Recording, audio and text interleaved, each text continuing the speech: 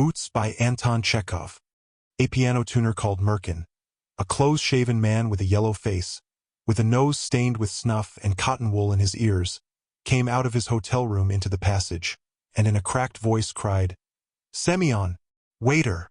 And looking at his frightened face, one might have supposed that the ceiling had fallen in on him, or that he had just seen a ghost in his room. "Upon my word, Semyon," he cried, seeing the attendant running towards him. "What is the meaning of it? I am a rheumatic, delicate man, and you make me go barefoot. Why is it you don't give me my boots all this time? Where are they?" Semyon went into Merkin's room, looked at the place where he was in the habit of putting the boots he had cleaned, and scratched his head. The boots were not there. "Where can they be? The damn things?" Semyon brought out. "I fancy I cleaned them in the evening and put them here. Yesterday, I must own, I had a drop. I must have put them in another room, I suppose. That must be it. Afanasy Yegorich, they are in another room. There are lots of boots, and how the devil is one to know them apart when one is drunk and does not know what one is doing?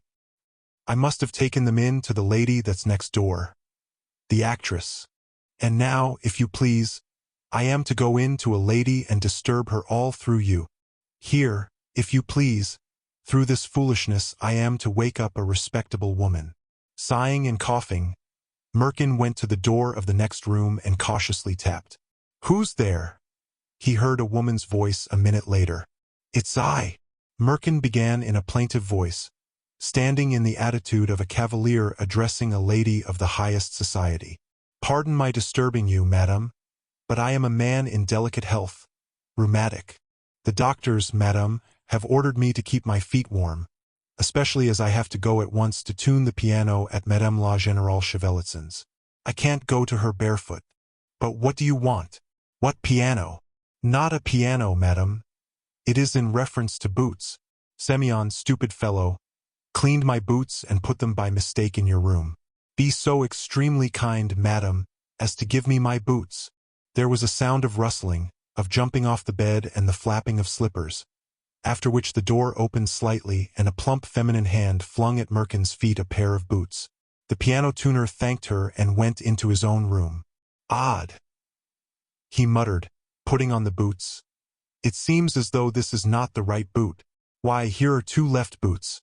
Both are for the left foot. I say, Semyon, these are not my boots. My boots have red tags and no patches on them, and these are in holes and have no tags."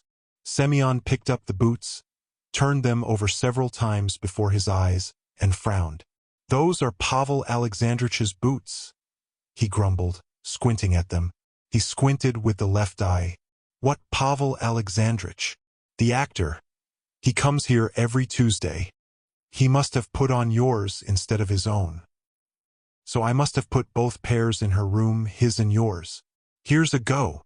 Then go and change them." "That's all right," sniggered Semyon. "Go and change them. Where am I to find him now? He went off an hour ago. Go and look for the wind in the fields. Where does he live then? Who can tell?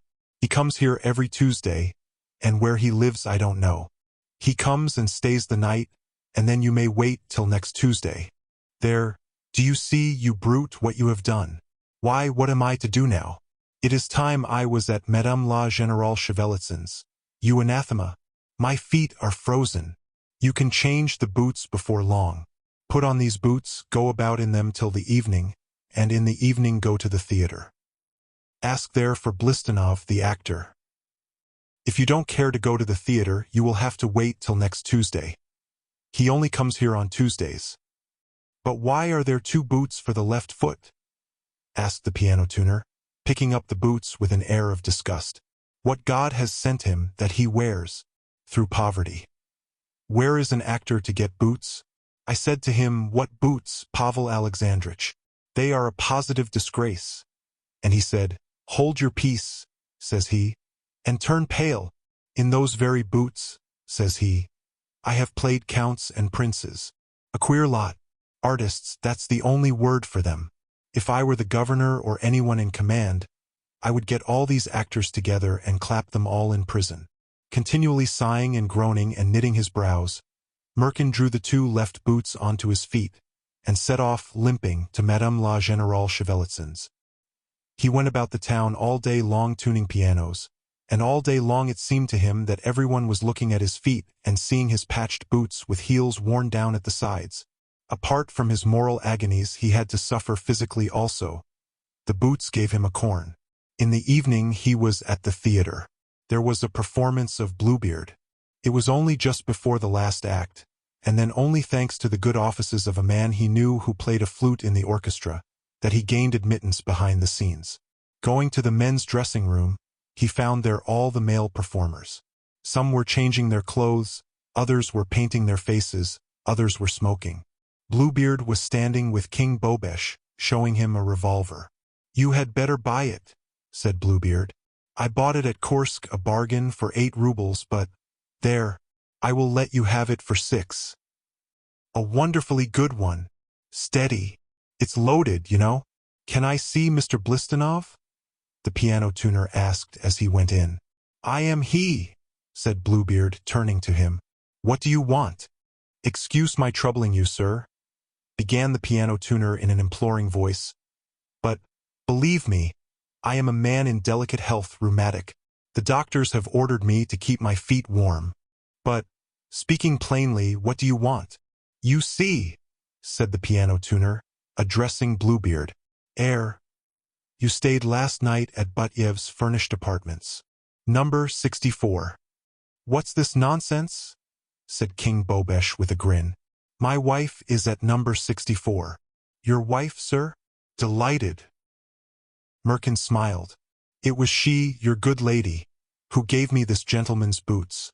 After this gentleman," the piano tuner indicated Blistanov, "had gone away, I missed my boots. I called the waiter, you know, and he said, 'I left your boots in the next room.' By mistake, being in a state of intoxication, he left my boots as well as yours at 64, said Merkin, turning to Blistanov. "And when you left this gentleman's lady, you put on mine." "What are you talking about?" said Blistanov, and he scowled. "Have you come here to libel me?" "Not at all, sir. God forbid. You misunderstand me. What am I talking about?" "About boots. You did stay the night at number 64, didn't you?" "When?" "Last night." "Why? Did you see me there?"